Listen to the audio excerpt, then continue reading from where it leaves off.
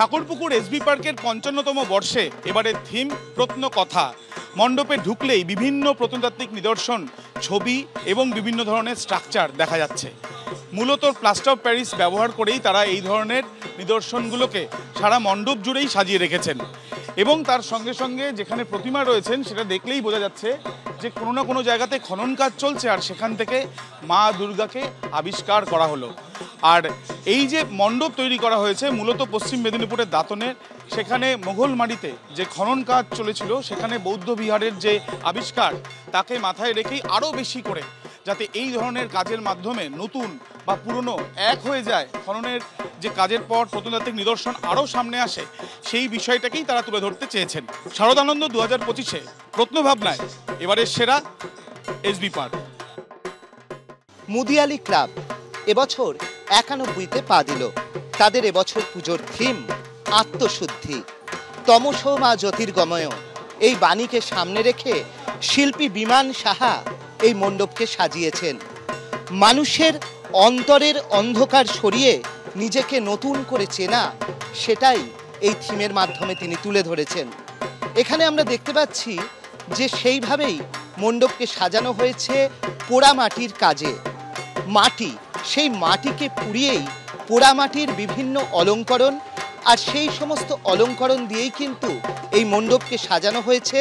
আমরা দেখতে পাচ্ছি যে এই আলোকসজ্জা সেটাও কিন্তু একটা মেকানিক্যাল ছাপ তাতে রয়েছে, এবং প্রত্যেকটা আলোক স্তম্ভ, সেই আলোক স্তম্ভ, পোড়ামাটির আলোক স্তম্ভ, সেগুলো কিন্তু ঘুরছে। এবছর মুদিয়ালি ক্লাব এবিপি আনন্দের শারদ আনন্দ সম্মান 2025-এর ঐতিহ্য রক্ষায় সেরা পুজোর পুরস্কার পেয়ে যাচ্ছেন। কাশী বসলেন এবছর তাদের থিমের নাম দিয়েছিল পাকদণ্ডী। আমি যখন চারপাশ দেখব হচ্ছে গোটা এলাকা জুড়ে লীলা মজুমদারকে উদযাপন করা হয়েছে মণ্ডপ জুড়ে। শিল্পী অনির্বাণ দাস যেভাবে মণ্ডপ ভেবেছেন, লীলা মজুমদারের যে বিভিন্ন শিশু সাহিত্য সেটাই কিন্তু মণ্ডপের বিভিন্ন অংশ জুড়ে দেখা যাচ্ছে।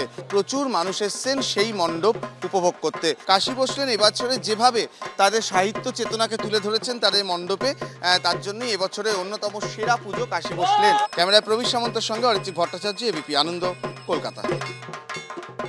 কেন্দুয়া শান্তি সংঘ এবছর এই পুজো 52-এ পা দিল।